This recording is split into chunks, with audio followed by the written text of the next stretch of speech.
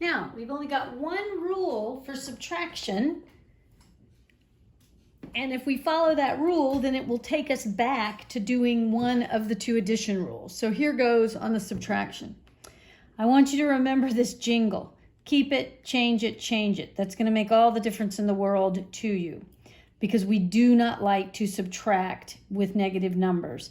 As later on, you'll find out that we also do not like to subtract with dividing of fractions.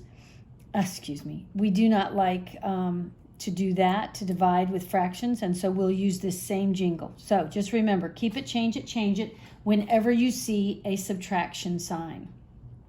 Okay, if you are subtracting, then change the subtraction sign to its opposite, which is addition. So that's what I've done here.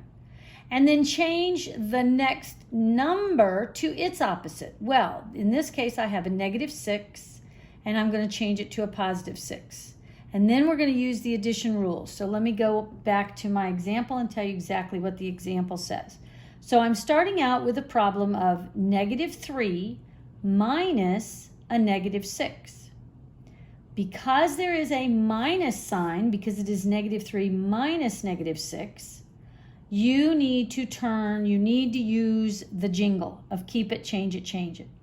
So that tells us to keep the -3, the very first term, keep it the same. So I'm starting out with -3. But now I want to change the subtraction sign to its opposite, which is addition. So I now have -3 plus. And then because I had a minus -6, I need to change -6 to its opposite, which becomes a +6. So now my new problem is -3 plus 6 equals what? Well, now that I have an addition problem, I go back to those first two addition rules. And because we're seeing that the signs are different, I need to find the difference. So that's what I'm showing right here. I am now finding the difference between 6 and 3.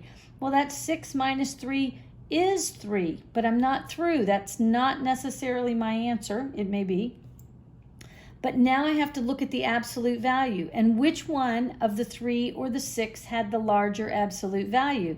In this case, the 6 has the larger absolute value because you'd have an answer of 6 and you'd have an answer of 3, so 6 is larger. And because the 6 itself is positive in this problem now, I need to keep its sign. So the answer is a +3. So let's go back and think a minute about the money aspect of it. After I did my keep it, change it, and I got -3 plus a +6. If you think about that, I'm owing somebody $3 and I have $6. So I want to know, how much money do I really have? Well, when I take part of my $6 and I pay my debt, I have actually $3 left. So that's why I have a +3 right there. So I think sometimes if you'll think about, negative is money you owe, positive is money you have. And if you think about paying your bills and that sort of thing, and if you end up getting a number that is a negative number in the end, it's like going into debt, writing a check in your checkbook when you don't have any money in there. That's overdrawn. So you should understand that. All right, here's another example. I'm starting out with -6 minus a +3. When you don't see a symbol in front of the number, it's always understood to be positive. Okay, so the problem is -6 minus a +3.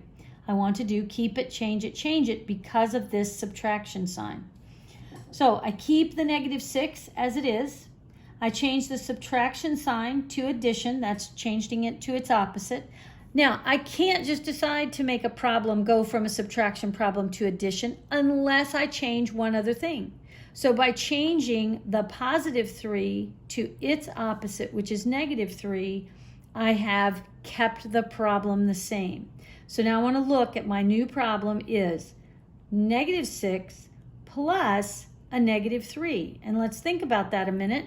That's saying I owe somebody $6, I owe another somebody $3. So it tells me, because I'm adding and the signs are the same, you're just going to add them up and keep the sign. So this is negative 6. So 6 plus 3 is 9.